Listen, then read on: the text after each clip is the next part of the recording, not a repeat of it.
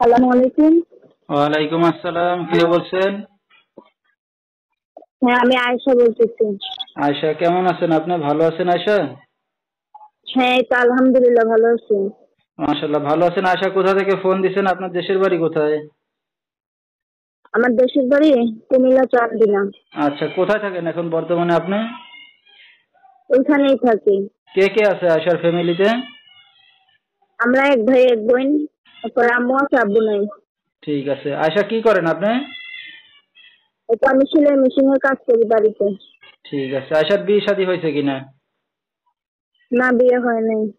আচ্ছা, ঠিক আছে। তো দর্শক, শুনতে থাকুন আজকে আয়শার জীবনের গল্পগুলা।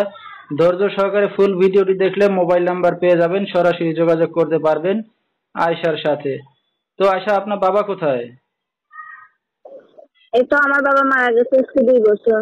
কি দুঃখের বিষয়, বাবা নাই। তো আপনার মা কি করে এখন? মা মানে আগে একটু কাজ করতো গার্মেন্টসে, অসুস্থ, যাইতে পারে না। আমি সেলাই মেশিনের কাজ করি নিজের বাড়িতে। আচ্ছা আচ্ছা। তো আপনি সব জামা কাপড় বানাইতে পারেন? হ্যাঁ আপনি সব কাজ বাজ পারেন টেইলারের? হ্যাঁ হ্যাঁ, সব কাজই পারি। আচ্ছা, ঠিক আছে। তো আয়শা, লেখাপড়া কতদূর করছেন? এই তো আমি বেশি লেখাপড়া করতে পারিনি টাকার জন্য, আব্বু মারা যাওয়ার পরে লেখাপড়াটা বেশি হয় নাই আর কি। আচ্ছা, তো আয়শার বিয়ে শাদী হয়েছে কিনা? না না, বিয়ে হয় নাই। তো এই যে একটা অবিবাহিত মেয়ে আসছেন মিডিয়ার সামনে, তো কি উদ্দেশ্য করে? ভাই, ভালো একটা মনের মানুষের জন্য আসছি। পাইলে কি করবেন? হ্যাঁ, ভালো একটা মনের মানুষ যদি এখন পান, কি করবেন তাহলে? ভালো মনের মানুষ হলে বিয়ে বসে যেতাম আর কি।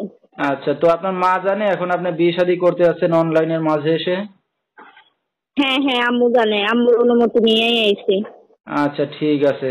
তো আপনার সাথে যদি আমাদের দর্শক ভাই ভিউয়ার্সরা যোগাযোগ করতে চায়, কিভাবে করবে?